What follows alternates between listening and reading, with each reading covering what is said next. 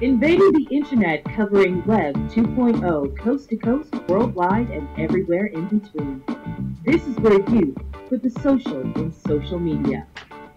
We are Social Blade.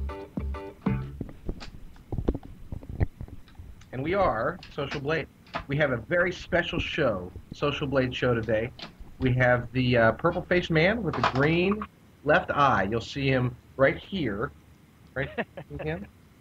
He's got the green eyeshadow, kind of looming there.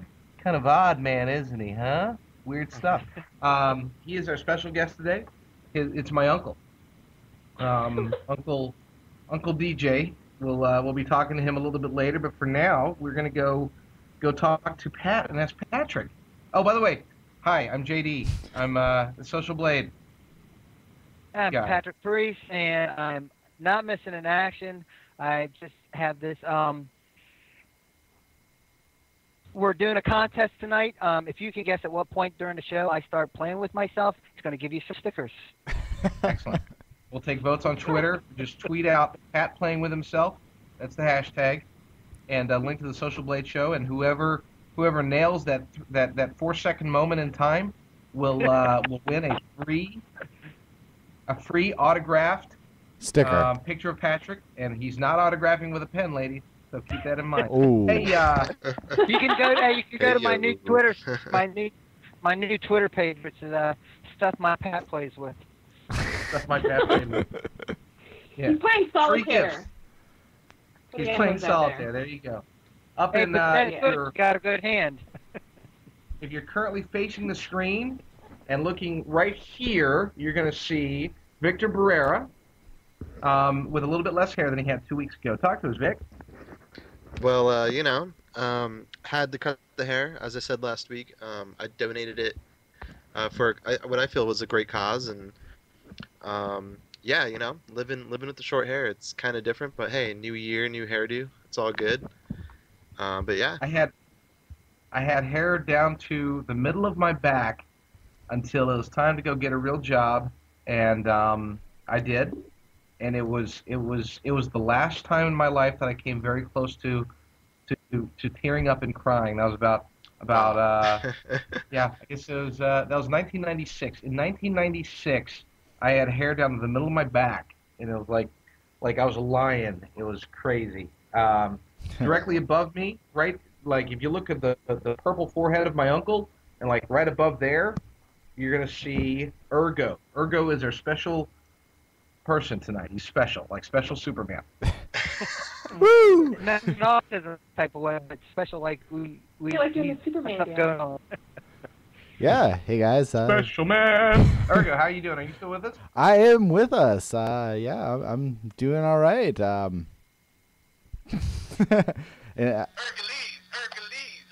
got my theme song here. Excellent. Urgolese is in the house, in his house, front and center. And he's somewhere in the Carolina region. Wait. Of the northern variety. You did that variety. with your hand, JD, it looked like you put loser on your forehead. Oh, JD, that's just not Sorry. cool. That was not intentional. That was not intentional up there at all. Aaron, I feel what do you think? so insulted now, JD. Not cool. It's kind of like not cool. One of those moments where like what's his name? Barack Obama's flipping off Fox News. That was pretty funny. In my corner to this side, which is my left and your right if you're facing the screen, unless you're behind me, would be Aaron Ryan. Indeed. It is I. And that's from all she Canada. has to say about that. She is Canadian. If you hear some background noise and you see some weird, odd... How much snow did you get this week? I you got know what? none. We haven't had... Oh, well, that's typical. We haven't had much snow. We have gotten some, I think it was last week or something, but, you guys were asking, what's the weather like there? And everybody was like, oh, it's 50 degrees. And someone said, oh, it's 60. And I'm thinking, we go by, it's cold, hot. That's about it. It's colder here cold. than there, I think. Well, here in America, we got weather instruments. They're called thermometers, and we use them outside, and we're able to tell. I don't know. We have Aaron, our finger and our stick to know which way our wind is coming. It's been all the way down in the 20s and even the teens, I think, here at night. and I think when I was comparing, or we were comparing, it's actually been warmer in Canada, which is really strange. That's weird. Yeah, it got down to about 28 degrees last night in my freezer. Just for future reference, Aaron, when somebody starts talking to me about the weather, that means they're just not interested in talking at that point. They're just it's called small talk. I didn't know that. So, Thanks for ruining my day. I'm I so sorry. had people ask me that 7 times today. Oh. Oh. And I was actually curious. I wanted to know. How is the weather? My goodness, how is the freaking weather? Gosh. Well, I don't know. Well, the moose is still moving, so it's not that cold. That's You the all, Canadian thermometer. those who have joined us today, are witnessing the Social Blade Show. We have a very special guest tonight, and that is you. You are a special guest. We are doing open mic. Well, not open mic, open chat live. We're going to be doing our normal round of social media stories, and then afterwards, we are going to open it up to you, the wonderful Social Blade viewing audience, to ask us any question you want that doesn't require nudity or vulgarity whatsoever, and don't ask about the weather, and we'll be okay. But in the meantime, we're going to start off with some social media goodness, starting with Aaron Ryan. Aaron, talk to us about face mail.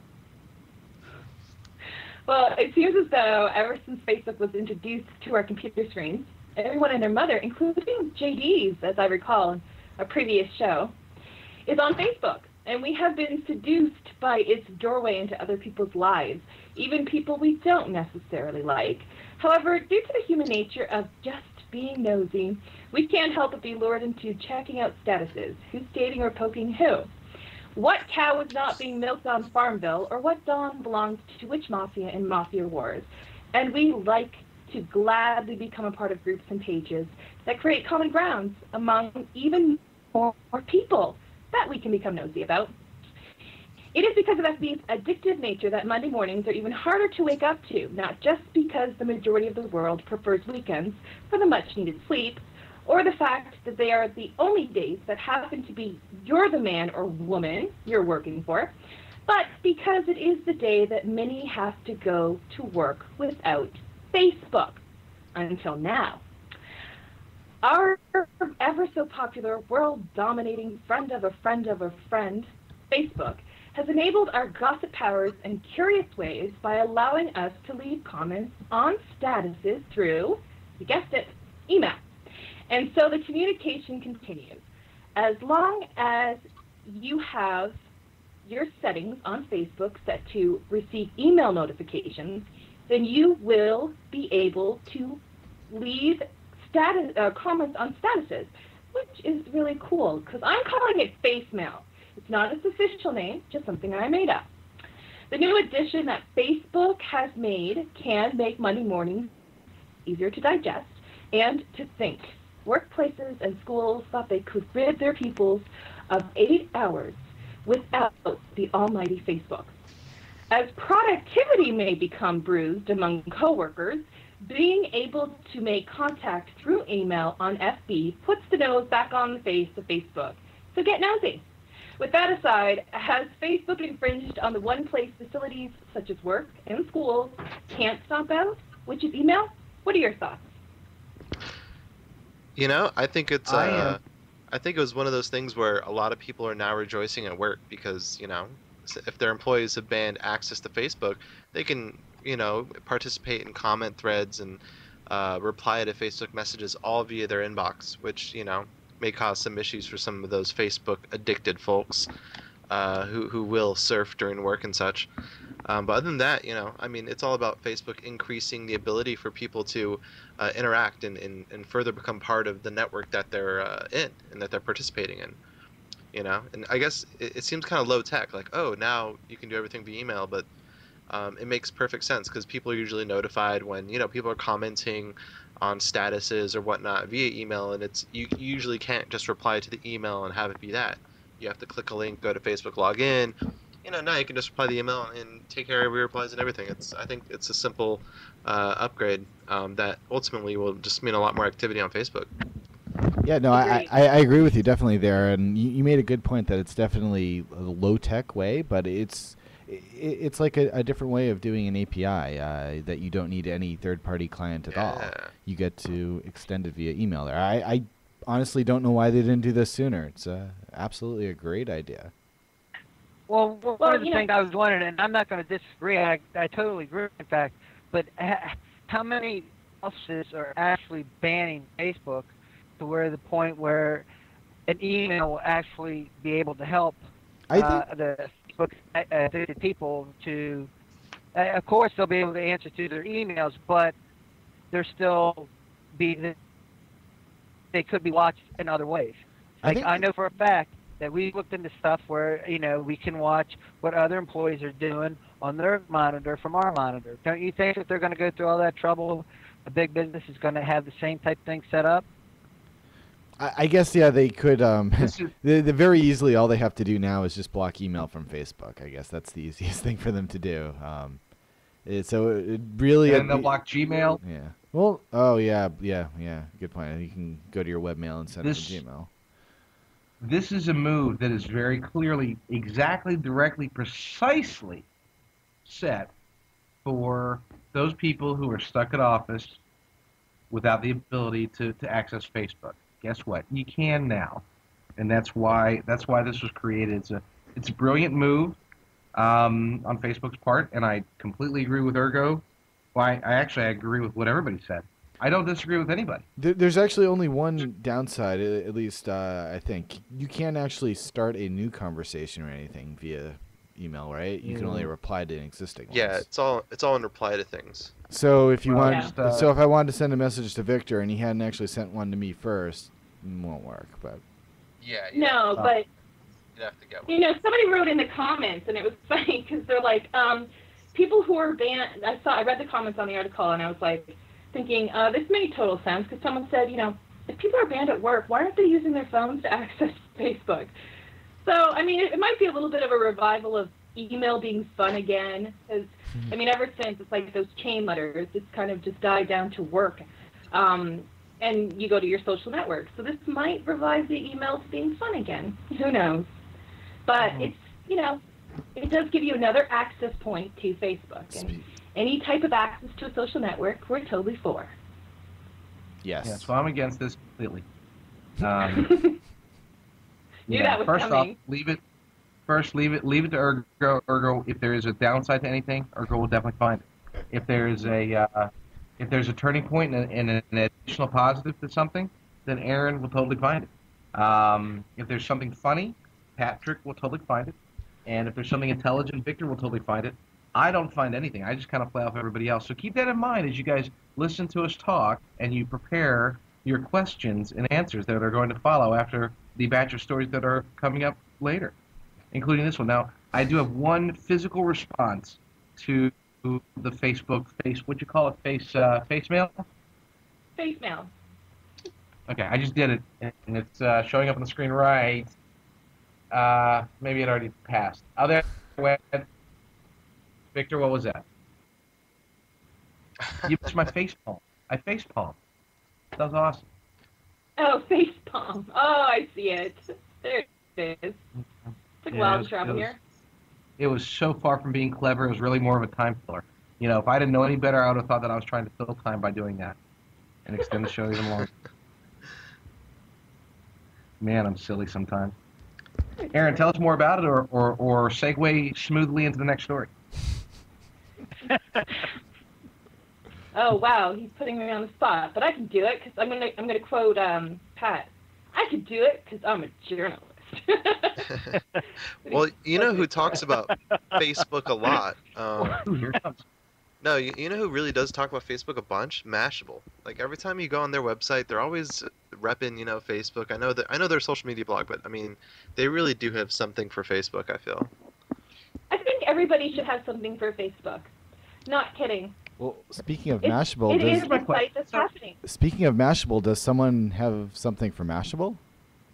Well, I've got a picture. If you look on the screen, I've got oh, you can't look on the screen. I'm sorry. You were following my own instructions, and I'm up to it completely. I just I'm want to going to segue. Okay, so I consider myself a social media guy, right? I'm in my 30s and all this stuff. What does this guy have that I don't? Okay, how is it that he's like he's like all like hip and cool, and he's got like the 5 o'clock shadow, but 24 hours a day, and he's got the cool, he's turned a receding hairline cool. Look at that clever smile. Okay, who is this guy? This is Pete Cashmore. Who is Pete Cashmore? He's about to get bought by AOL. They're getting back into buying humans, and they're going to buy Pete Cashmore. Oh, wait a second, hold on. I'm sorry, they're okay.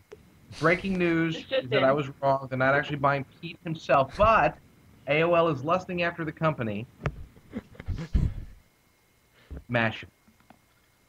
Now, let's bring this into perspective. For those who don't know, Mashable, as Victor and I think somebody else mentioned, maybe somebody even in the chat had mentioned, that Mashable is a social media blog. It's currently, if you do a search for social media blogs, I think it's ranked number 4 right behind Sociable.com. S-O-S-H, I'm sorry, never mind. Plug. Nice. Oh, yeah, you weren't lying. That's nice. Wow, yeah, look at no, that. It's right. Yeah, there's Mashable, which is a great social media blog, and then right above it, anyway. But yeah, no, AOL has shown an interest in buying the largest tech blog in the world. And now, this is technically not true, because I did check it on Alexa to see if this claim was correct. And actually, Alexa has TechCrunch above Mashable by about like 8 points. I mean, but they're pretty much neck and neck. So, but either way, it doesn't matter. This is a huge blog. This is one of the top 20 blogs in the world, maybe top 10 even overall. And in tech, it's definitely either 1 or 2, depending upon who you ask. On Twitter, it's by far number 1, maybe next to Smashing Magazine, but that's a whole other potential can of worms that I don't even want to open up about gaming Twitter. TechCrunch is 200. Mashable is 215. What is it? TechCrunch is 200. Mashable is 215. I was off by 7 points in Alexa. I'll get my stats better next time. But the point is, okay, so here's the thing. Anyone else comes out and says they want to buy Mashable, I'm going to be like, well, heck yeah, of course. That's a no-brainer. Mashable is it gets tons of visitors. It gets tons of social media play. It's in the right arena at the right time with the right name and the right people running it. But the thing that scares me the most is AOL. Okay, AOL has had experience in buying blogs in the past. It hasn't been very good in the past. They've been known to overpay, and they've had some issues in the past. And there's all kinds of stuff that could be an entire other story of itself. But my hope here, and then I'm going to shut up and let my co-host answer, and then Jason can go back to my original instructions of switching screen, would be that if they're ever going to have a success, and AOL has not had a success since You've Got Mail. They really haven't been that successful. But this, in my opinion, if they are able to buy Mashable, then this will be it. This will be their opportunity to finally have something that makes sense to buy, depending upon the dollar amount. And quite frankly, I don't even care or want to know how much that is, because Pete Cashmore is only 25 or so, and nobody ever made a bid for Sociable. That's SOSHABLE .com and stuff. But yeah. Well, I don't want to say. Yeah, no, I was gonna say, Matt, aka Static99, made a pretty good point in that AOL's been on the decline for a while now in terms of their properties and their blogs. I mean, they all get pretty good traffic, and obviously the AOL homepage gets a lot of traffic. But yeah, they laid something like 1,000 employees off, and they're totally in the restructuring phase of their identity. So I think that by picking up Mashable as kind of a premier blogging property, they're vesting their interest in something that has a lot of upside. Like, Mashable still has a lot of potential for growth, despite the fact that they've eclipsed, properties such as TechCrunch, which already get an ungodly amount of traffic. So, I mean, how could they go wrong? They buy Mashable, they integrate it into their online branding and strategy and make it one of their premier blog offerings. And, I just don't see how this is a bad move, despite the fact that it's going to cost them a lot of money for it. It's a good investment deal. It's going to cost them a lot of money, and you're right, Matt did kind of steal our thunder there. They did lay off upwards around 100 employees. I know something that I was watching for some of our friends that were past guests on our show, that were members of the AOL that made it through the layoffs. I think this is something that they're using. Yeah, they're spending money to make money. They're trying to do this to rejuvenate. AOL is going nowhere, and this will add interest, and this will add advertising that's paid for, not rented. So I'm what I mean, not a billboard, this is something that's theirs. They can spout out about AOL whenever they want. Well, it's perfect that Jason's put on there. Hold on, real quick. I was just going to say it's perfect. I don't know if we're talking about how that's wonderful that for Mashable they're getting bought based upon recent news. I don't know if it's such a good move. This might be the end of Mashable. Well, according to recent stuff. Well, the way I see it is the layoffs have more to do with the old AOL that people are used to knowing. They're not entirely tied to their web blogging properties. But there's just a lot of folks who've kind of been around for a long time that haven't quite made the transition to what the modern web's really about. So they're filtering those folks out. And I think at some point before the layoffs, they even offered some of their older kind of close to retiring age people who hold positions at AOL incentives to basically leave the company before they got to the point where they're going to lay people off. So they've kind of had this kind of shift in mind for a while now, and I think Mashable is going to play an integral role in kind of spearheading the way for them, for all their blogging properties, and basically them as a web publisher in the near future and beyond, in terms of setting the tone for what kind of web content they're really going to be offering down the line. Well, if you think about it too, oh, go ahead. I'm sorry, Aaron. That's okay. No, I was just going to quickly say that if you think about it, there are some of the sites that maybe people aren't aware of, but the sites that have even been on the show, like Pop Eater and what was it, Asylum? Yeah, Asylum and Burlesque. Burlesque. Right. And Pop Eater, right? Yep. Yeah, Pop Eater's one of them. Yeah. Those are great sites, and they seem to be doing well on certain social networks. Dig. Anyways, and they're all owned by AOL, so they seem to be the newer brand of AOL. And I think that's what they're striving for. And they, if they got to get Mashable, then I think that would be great for them. I don't know if it would be for Mashable, but it would be great for them to add to their collection. Maybe we're going to see more stories.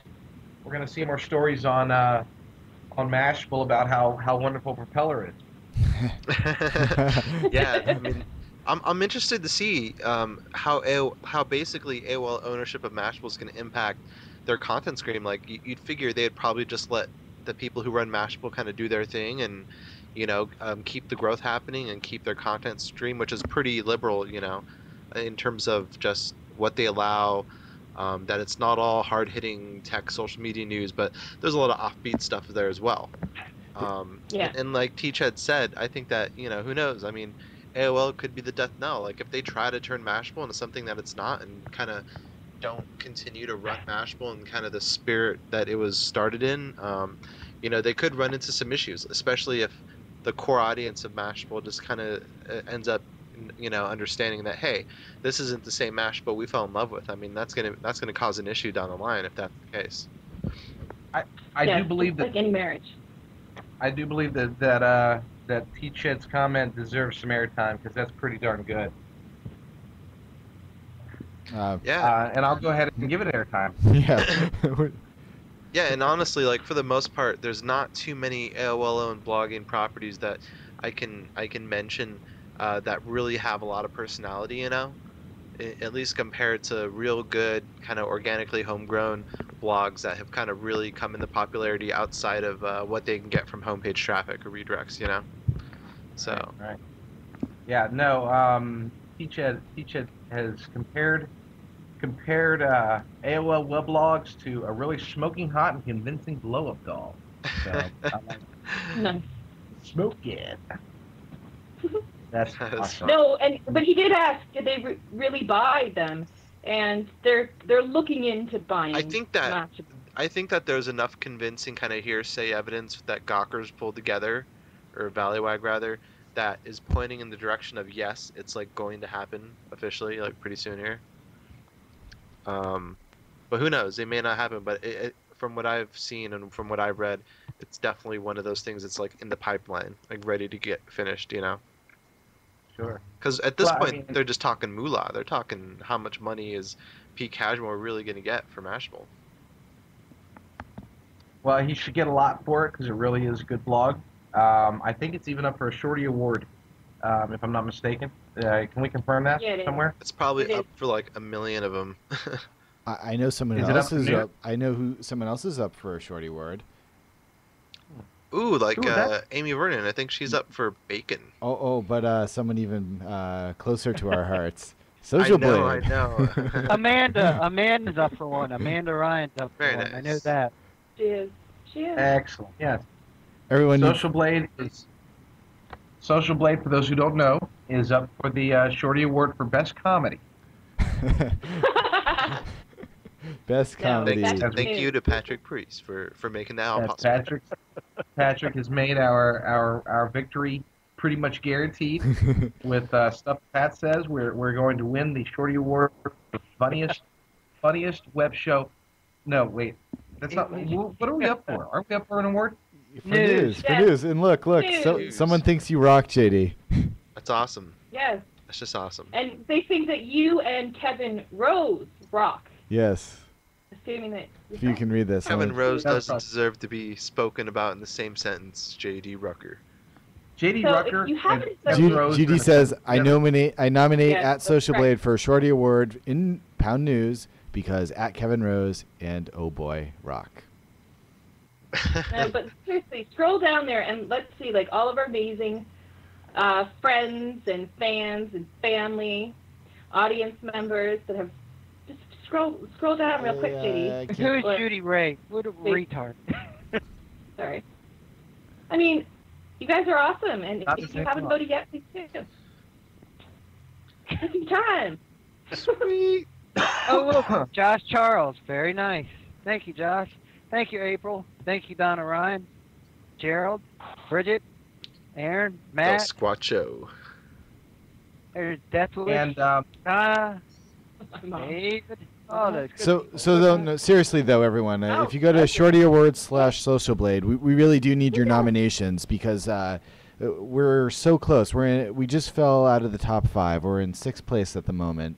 We need your help to get back into the top 5 so we can be in the finalists. So who's one? Yeah, and Who's keep number us 1 there. in news?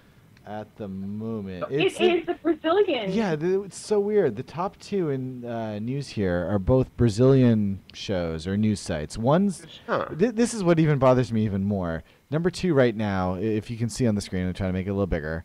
The number 2 is a Brazilian Twilight news site.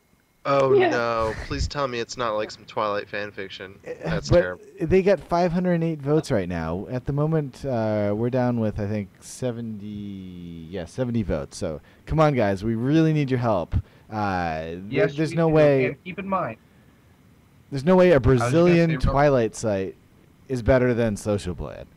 I don't even want to imagine the kind of stuff they post there. I mean, it's bad enough like to have Twilight fan pages in the U.S., but I imagine in Brazil they probably take it to a whole new level. I mean, that's just what I'm thinking.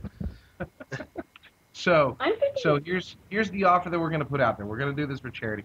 Anyone who tweets during the show today, the live show or the rebroadcast, so you can always catch the rebroadcast at any point at socialblade.com/show. You can actually see it. So anybody who tweets during the show, the live broadcast or the rebroadcast, which I don't know if you noticed, but that means any point. But anyway, anyone who that was awful. Nobody got it. No wonder we're I not got winning it, it. JD. I got it, JD.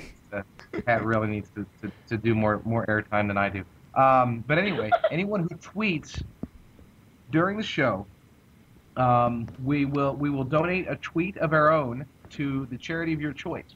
So, tweet for tweet, we'll tweet out about whatever charity you want us to do, and say nice things about them as long as there's no nudity or pornography or anything on there. And for those who are trying to tweet and say that I rock, the reason that I didn't get you, Judy, if you're watching, and I really do respect Judy because she's Judy Ray she's got like 100,000 fans on Twitter, but she spelled my name wrong. It's 0BOY. That's why I didn't see it earlier and reply to you in kind. But anybody that tweets and nominates Social Blade, for every vote that we get, Pat will autograph a new picture, and he doesn't use a pen. I will for that venture. Christ, that's 78 of them. They're already. Yeah. Pat's going to burn 700 calories every 20 seconds. He will live a long life. Somebody buy me a magazine. No innuendo. He is going to be so tired by the end of this, and we're going to win. You know, as long as we get into third place, I'm going to be cool. As long as, you know what, I don't even want to win. I just want to make absolutely positively certain that we do beat Brazilian Twilight. Not that there's anything against Brazilians, but there is something against Twilight that I have to state for the record. I was going to say that you guys. I was going to say this World Cup soccer. It's we don't have a shot of beating the Brazilians. Yeah, nice. Good luck on that one. Do you realize that we have agreed not to say the T word, and we've said it about like 8 times already. That was part of our New Year's resolution, so we're going to have to restart it. Secondly, wait, I think what was our New Year's resolution, and where the hell was I? What was the New Year's resolution? We're not allowed to say what? Twilight. I'm not going to say it. Oh. Okay. Twitlight. Tweetlight. So, no, but yeah, the second thing I was going to say is that what we should do hey, I'm sorry, Jason. Just facepalm. Yes. Urgo just facepalm live on the air for a half. I am so sorry. That was so wrong of me. It happens. Wow. We just People lost talk about votes. Twilight. Our votes have just gone down. We just got unvoted by 20. So, thanks to me and Judy. It's awful. Could you? Hashtag vampires. Judy is awesome, by the way. Just FYI, for those who've never followed her tweets, she's one of the people that's on my tweet deck as a person to follow, and she is so uber active. It's not even funny. And she says some really cool stuff. So Judy Ray rocks, and so too does Social Blade, and so too does Hot Hardware. Hot Hardware is their sponsor this week, as they have been for the last 45 months. They have sponsored the Social Blade Show, made it possible for us to bring social media goodness to you. Hot Hardware recently went to the CES, that's the Consumer Electronics Show in Vegas. I spoke to Dave Altavilla. He was able to win lots of money in Vegas, and as a result, he is then he lost it all. But still, he was able to learn a whole lot about what's coming up, what's hot, what's not. He had a story recently that he posted. It was breaking news about WiDi, which I'm actually going to bring up. It's wireless, like high def. It's really cool stuff. You put it on this box, and basically movies or whatever, you can broadcast throughout your house and not be wired up, and it does it in high definition. So make sure you check out Hot Hardware. Find what happened last week at CES, as well as what's happening in the future, because that's all that matters. Today is already tomorrow somewhere else in the world. That's hothardware.com. Wow. Hey, do you think that they've figured out a way to come up with a bulletproof app so that people on their iPhones can tweet and not get shot? Yes, they actually did. Oh. Well, maybe this 22-year-old man, Kwame Dancy in Brooklyn, New York, who was recently shot and killed in the net with a shotgun blast on December 1st. Turns out he was, along with a friend, were trading, I guess we want to call disrespects, and hours before the shooting, Dancy taunted Blake with a tweet, and I'm going to paraphrase, people is looking for you, don't think I won't give up your address for a piece of better chill ASAP. So people are looking for Dancy, Blake, and Kwame Dancy decides that he's going to tease them, whatever, tell them hey, if I get what I don't think I won't tell them where you're at. And, of course, James. I'm sorry, I'm not pronouncing the name right. James. It's spelled Jameg. Blake, who's 22, also apparently took offense to it, located him, and shot and killed him. And then that was the only other thing that came out of it on Twitter after that was Nancy. Blake left a message, rest R.I.P. Kwame. Well, not too nice. But anyway, the district attorney is somehow or another gotten with Twitter and confiscated those tweets and plan on using them. What is going on? I mean, and it's unfortunate. The mother, Madeline Smith, saying that this is not a reason for somebody to get shot. She's absolutely right. But I mean, crazier things happen, and what's your take on this? JD, let's start with you. Okay, so three things real quick, three little blips about this. First, obviously killing somebody is idiotic, okay? Second, tweeting about it is even more idiotic.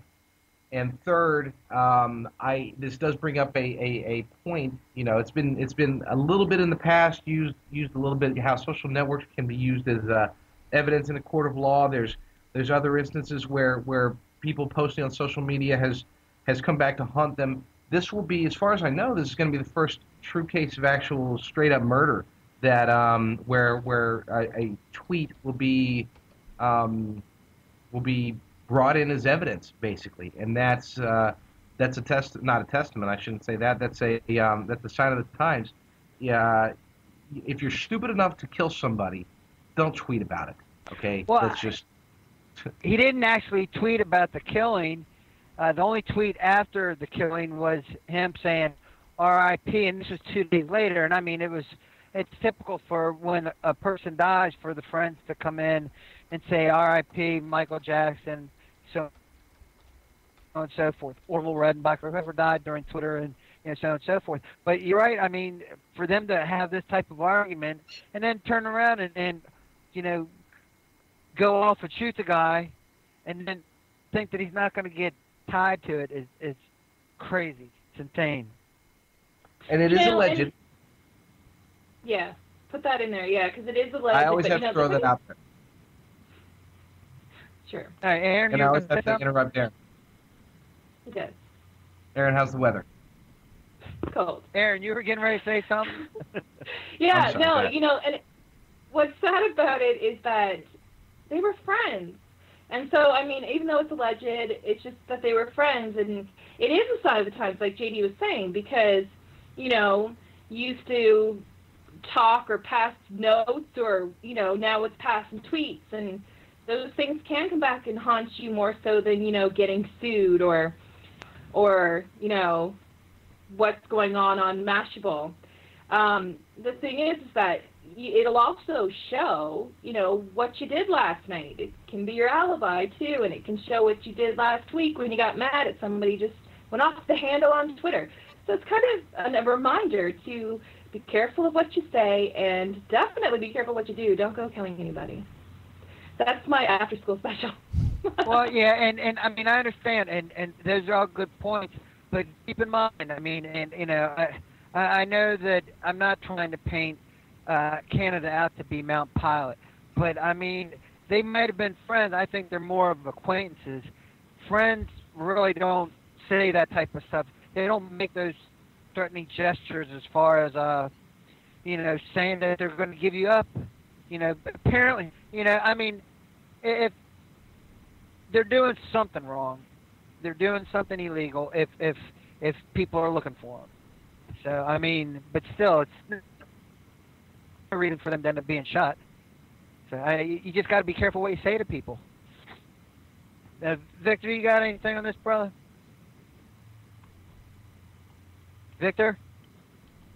Lame-o. How about you? Nah, you said it all.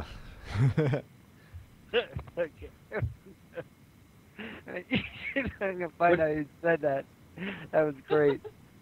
It wasn't Victor. Victor, you're muted, I think, buddy. It was definitely not Victor, but you know what, JD, you should do like a little. Oh, Victor has something to say. He's here now. I'm sorry about that.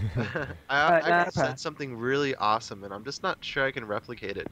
But in any case, I think this whole story about the Twitter murder, which is or they're calling it the Twitter murder, which, you know, it's all alleged, innocent until proven guilty, you know, but at the same time, the courts felt there was enough circumstantial evidence pointing to aggressive intent and stuff like that about this guy's tweets before and after the fact. And it just doesn't bode well for the guy, because if they find any other amount of physical evidence to confirm that it was him that did it or did this crime, you know, the tweets are just kind of helping create the tone, and is basically just, you know, it's like a slam dunk for any lawyer that takes the case. They can lay it all out, and the tweets are just kind of icing on it all, you know. So I think in future cases, expect people to subpoena your Facebook updates and your Twitter updates and your dig submissions. If you go ahead and commit any major crimes and what you do online somehow contributes towards your guiltiness, then yeah, you know, that's going to happen. Hey, Victor, that's a good point. I mean, let's say that this lawyer, the district attorney, could he be using this as a way to publicize the case? Exactly. As a way to get his name out there? Like, Very good. I think the death knell of this guy is, of the guy that they're trying to pin this murder on, is the tweets that he sent before the alleged murder just point towards, I hate you, you suck, like, you know, they're just not very nice. And if they're trying to pin this guy with murder, all those tweets beforehand would coincide with those kind of sentiments, those kind of aggressive, kind of vendetta-like, you know, responses. So, you know, it doesn't look good on paper for this guy, considering all the facts. And if they find any amount of physical evidence to link him to it, I mean, the stuff like these Twitter updates, which are technically public domain, but I guess can be subpoenaed by courts, are going to be presented to juries, and the jury's going to be like, this guy's totally the murderer. I mean, look at these tweets. You obviously hated him, you know? Well, you're absolutely right. And, I mean, Twitter is being used all over for many things, for spreading so much news and, you know, other ways, you know, not just news, but happenings and so on and so forth. Another site that does that is Facebook. And the other day when I was traveling through, I noticed that our good friend Victor Barrera is engaged to, you gotta help me with the name here, Victor, Helena Carshare. There you go. Thank you, buddy. I don't want to mess it up. It's all good. Congratulations, buddy. Oh, thank you. Oh, wow. Look at that. Congratulations! Yeah. Oh, yeah. FYI, best way to announce that you're getting married is via Facebook. Trust me. Best way. Guaranteed. Well, you know, I was going to comment on it, but I didn't want to be the 75th person to say, way to go, bro. Way to kick it in, buddy. You're the man. You know, it's just interesting because as a dig user, it's like, it's the final frontier. I'm crossing a barrier that, you know, only diggers would aspire to rise to. So I kind of on myself to set an example for my fellow diggers. Yeah. You mean getting engaged? It's possible. Married people don't use dig. Is that what you're talking about? No, it's all good. But I appreciate the congrats, and I'm very excited, to say the least. And now we're gonna. I'm sure Aaron's gonna tag you on that photo. It's gonna be on there. You have to at least. Oh yeah. You have to at least put that. I'm sure you have to get Helena's okay on it, but you have to put that as your avatar for at least 1 week. Oh, I will. I'll set it. I'll set it on my Twitter and my Facebook. Thanks. That looks good. Yes, it's your award. Awesome. For getting engaged. I mean, I was hoping for an Urgoles, but this will do.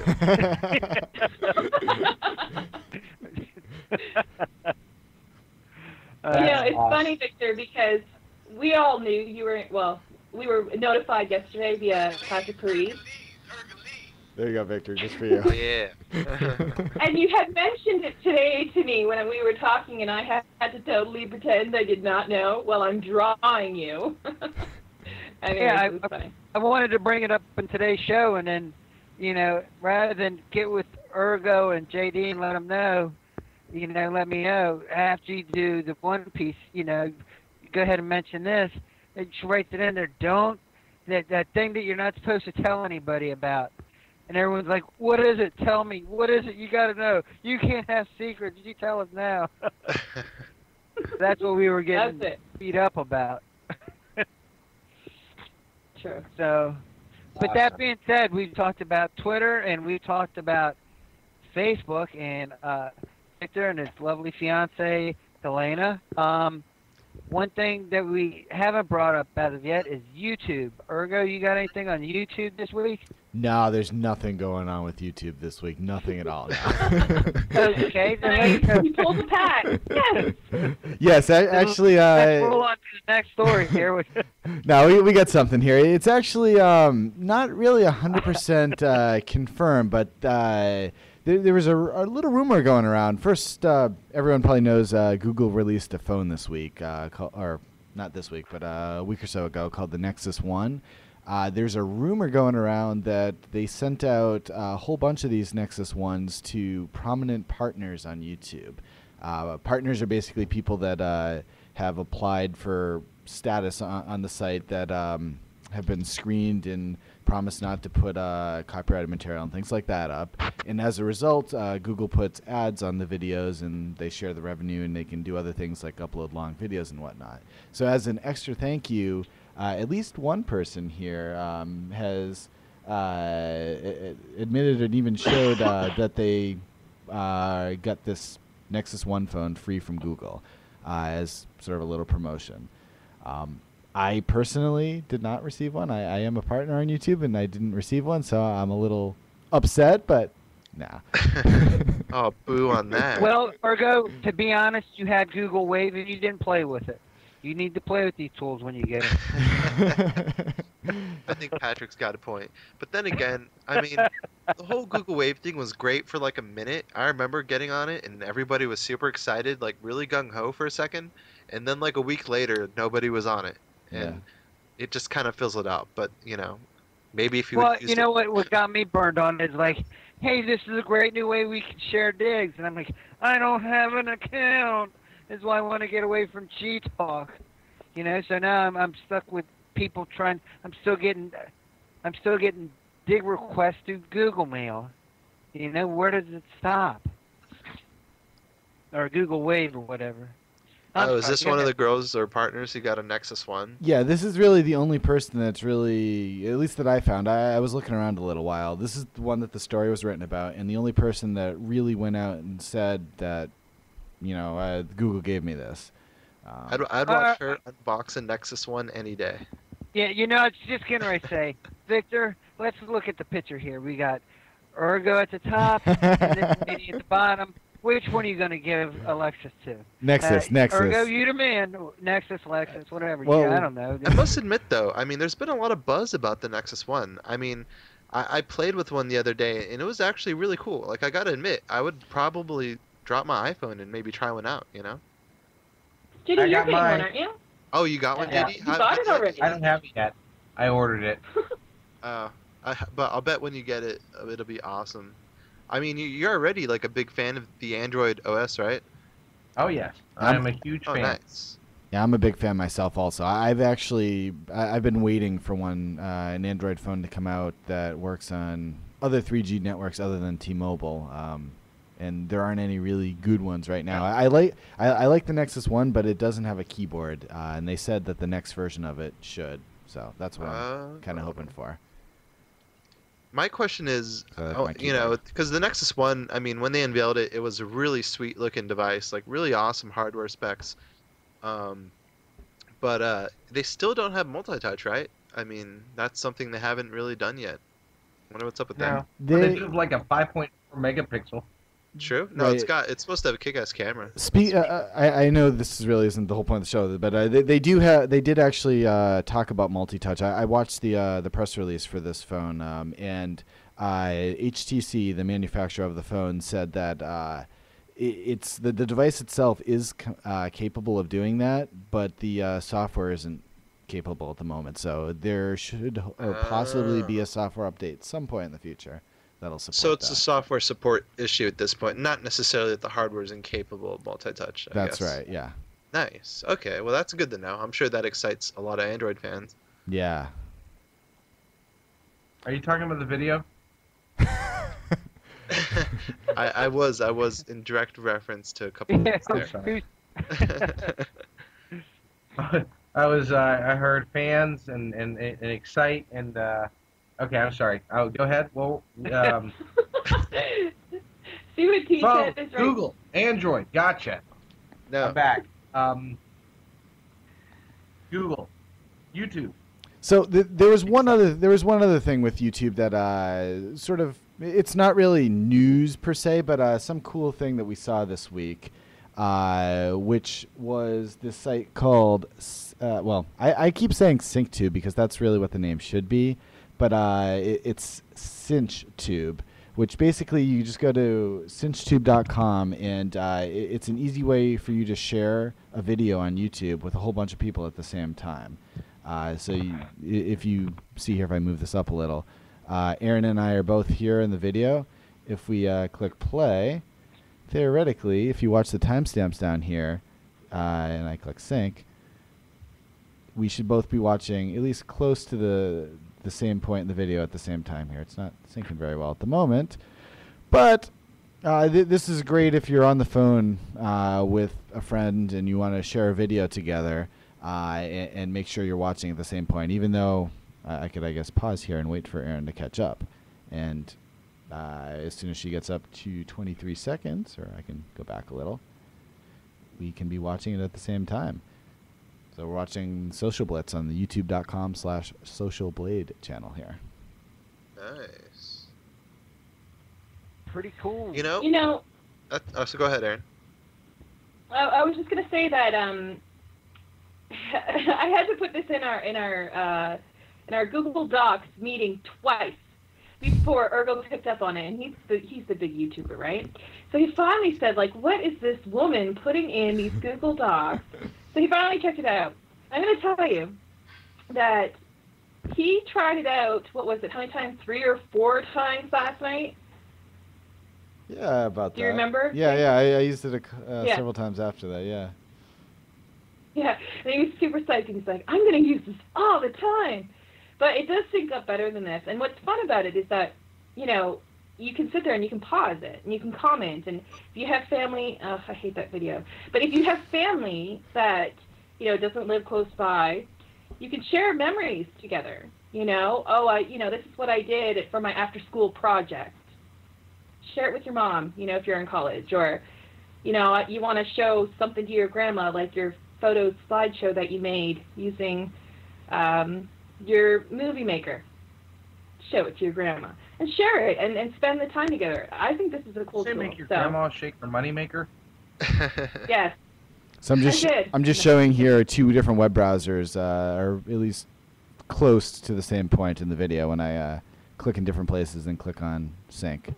So it gives an example of what it would look like when you're sharing it. You know who should build this feature into their site? Hulu. I would honestly love that, because I stay in connection with a lot of people who do a lot of Hulu watching, they keep up on the shows, and I think it'd be cool to log on and have an audience and all be watching The Simpsons the day after it premieres or SNL or something, that'd be fun. Yeah. Or even opening up digital audiences, they would have flights of showings, for even online movies or something. Do online movie watching. That'd be dope. Oh, there's definitely lots of uses that we can't even talk about on the show. Oh yeah. I'm not going to say any more about it. I do like it though. Yeah, no, I just think it's interesting, and if Hulu built that in, I'd be intrigued to check it out. That's for sure. Well, then let's dive into a really really big current event. I'm sorry. A sad note. Yeah. It's very sad current event. Yeah, as everyone probably knows, Tuesday evening, that humongous earthquake really shook Haiti up, and You know, it's been the worst natural disaster kind of to date, earthquake-wise, that's ever happened in the country. And you know, the amount of media coverage has just been astounding. I mean, pictures that have kind of recently been coming in the past few days have just been truly saddening. And you know, there's a lot of people killed, a lot of families displaced, a lot of people injured, a lot of people missing. Um, but one kind of you know, upside of I think social media technology and the way that we've been able to use those tools to kind of respond to the Haiti earthquake is through social media. In a couple of cases, one in being able to raise funds in capital to help the effort, to help the relief effort. Um, you know, if you've been on Twitter since Tuesday evening at all, you probably have seen tweets uh, telling people how they can donate via SMS text messages on their phone, and it's really awesome. You can just basically, you know, text to either the Red Cross or Wycliffe Jean's Yele Haiti uh, organization, which he set up to basically take funds from people and forward it to the individuals down in Haiti who can buy supplies, who can you know, distribute things like fresh water in temporary shelters to a lot of people who've really been shaken up and displaced because of this massive quake. And essentially, what I want to just touch on just kind of briefly is just the way in which social media has been integral in spreading the awareness, spreading the word, getting people to not just donate capital, but you know, donate their thoughts and prayers, because that's really, I mean, for as bad as the earthquake was, I mean, there's not much we can physically do from where we're at right now. I mean, I'm in Southern California. I can't directly reach out and help them, but I can help spread the awareness. I can donate even something as little as $10 through my phone, through my, and it'll basically show up on my next telephone bill. And it's all made possible because of technology. There's a company called Give on the Go, and they've teamed up with Wycliffe Jean, who's a you know, an R&B hip hop artist who's of Haitian descent, to basically give people a really easy way to just, you know, let them contribute, let them respond in whatever way they feel is right to this great disaster. And Google has really stepped up in coordinating things like aid request forms. They're working with, I think, another third party that's well known in basically some sort of unified, universal missing persons list that is being built up as we speak. I mean, the estimates as to how many people might be, how many casualties might have been caused because of the earthquake is somewhere around 100,000 in early estimates, and who knows how many more missing. So I think that despite the fact that this tragedy occurred, that it's just good to see social media and technology kind of being strewn together in such a way that is being able to help those in need. You know, I think it's a really good story, and it's a really great example as to how people can basically use social media for good. But what do you guys think? Well, yeah, what they're doing with social media to help out people, yeah, I've seen that. I think that's great. I think it's awesome. You know, 10 years ago, that wouldn't be around. And because it's made so simple, how many more people are willing to say, you know what, I got $10 I can spare for these poor people. How much more money are they getting because of it? I think the numbers would be a lot higher. Oh yeah, and I mean, social media has been able to account for donations, I mean, in the millions, which in the whole scheme of things, I mean, it may not seem like much. I mean, Google themselves have pledged a pretty large donation, and people everywhere have pledged, you know, just a lot of funds to the cause. But the fact that technology and social media is just allowing people to, on their own accord, donate $10 and basically it'll show up on their next phone bill, just making it just really easy, really simple for people to have an impact is an amazing thing, you know? Yeah. Yeah, I mean, I totally agree. I think that, you know, the power of social media can be used for the greater good. You know, we saw that with Josh Charles when we had him as our guest last year. And, you know, just how it's blown up all over our social networks, Dig, Facebook, Twitter, people are talking about it. And most importantly, people are wanting to help. People are, you know, retweeting other people. Here's how you can help. there's what you can do. You know, people are writing articles about where you can donate and how you can, you know, help this already poor country get into a better state after this earthquake. So, you know, I just think it's wonderful that we've decided as social media people to help out and to spread the word, and you know, let's get some help in there. They're really struggling. You know, it's funny you bring that up, Aaron, and that's, you know, Katrina was like, in the last 10 years, probably one of the single worst natural disasters happened in the United States. And to put in perspective how bad the earthquake in Haiti was, is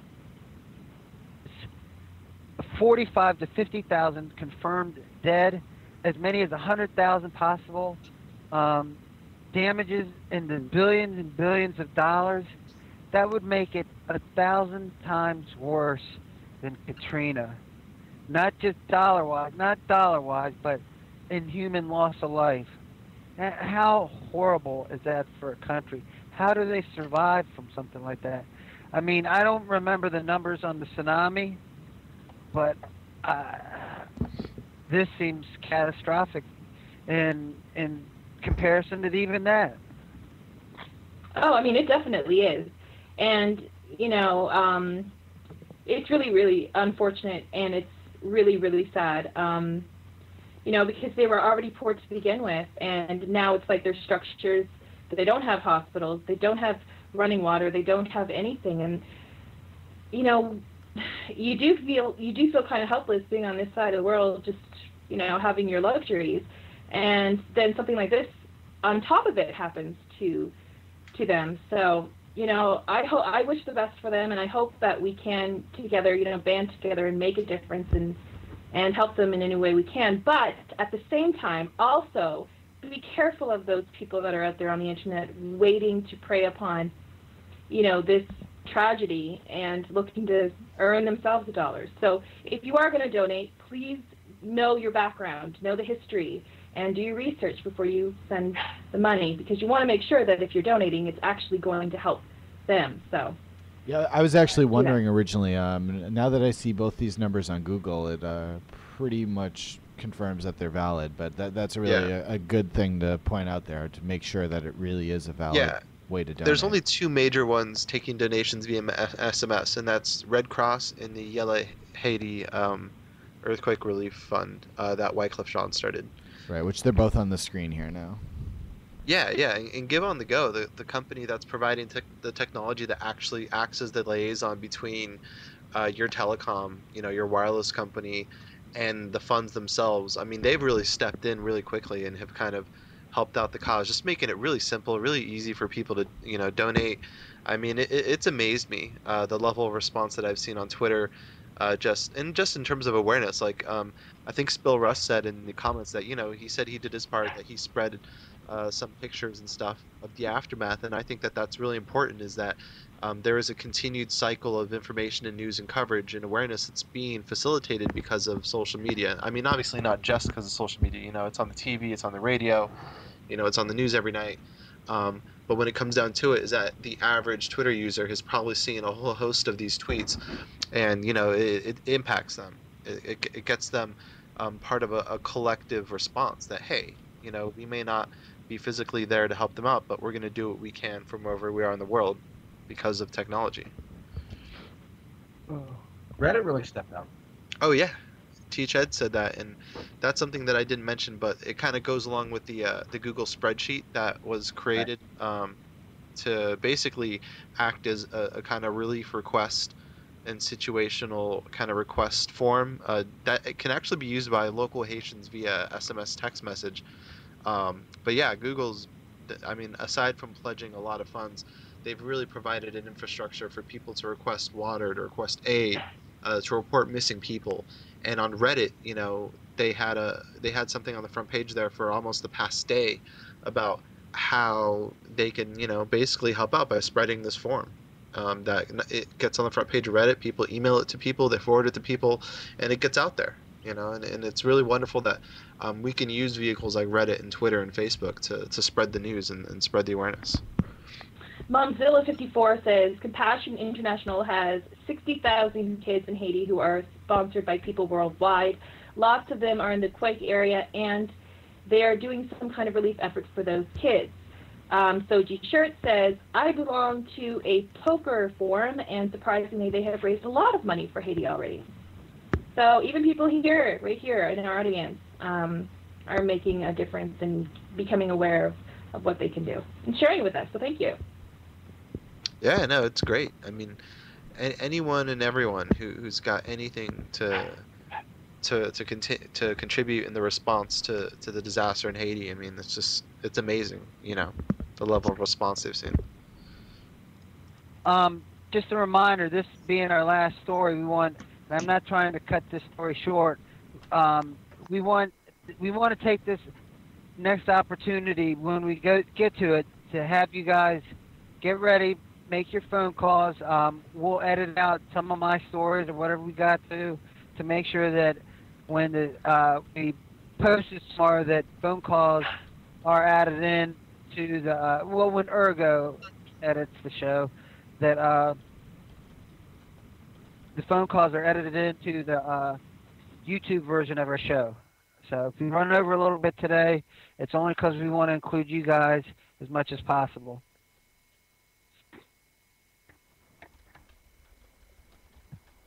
All right. Dave, I want to make sure that you call in, and I got to ask you a question when you call in. Actually, Dave, when you call in, the first thing I want you to tell us about how you got the name Ricochet Biscuit. And hey, Elmer's Glue, how you doing, buddy? Nice. I think that, unless anyone has anything else to say, I think that should conclude the first portion of the show tonight. We'll as Pat said, we do want to get everybody else included, so we're going to cease, and then we will start back right up again. Have a separate recording so that we make it easier for Urgo to edit, but we'll be able to get it in there. I want to thank our guest tonight. Our guest was amazing. That was my uncle, Uncle Bob. Here in the background right now. Let me show him.